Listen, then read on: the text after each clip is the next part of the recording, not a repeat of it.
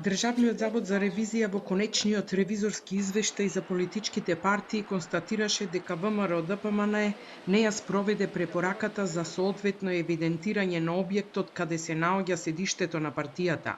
Станува збор за случајот 2018 година, кога беше замрзнат имотот поради спор, а институциите се уште не се произнеле по жалбата на партијата.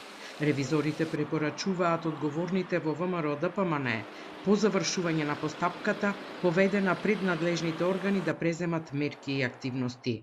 Во текот на 2022 година донесена е пресуда од страна на надлежниот суд, по која е доставена жалба од страна на политичката партија ВМРО-ДПМНЕ.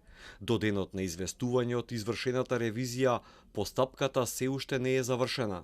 Партијата СДСМ пак не ги спровела препораките на ревизорите односно во тек е запишување во катастарот на некои објекти кои ги користат низ градовите, а ги наследиле од претходниот сопственик поради што немаат се уште имотни листови.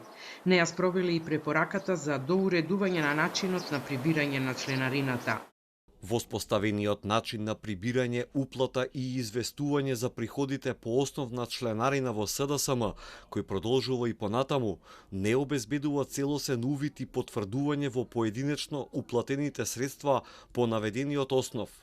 Државниот завод за ревизија откри дека во ДУИ има уплати за членарина поголеми од законски пропишената, иако за периодот од една година износот на секој член поединечно не смее да биде повисок од една просечна плата.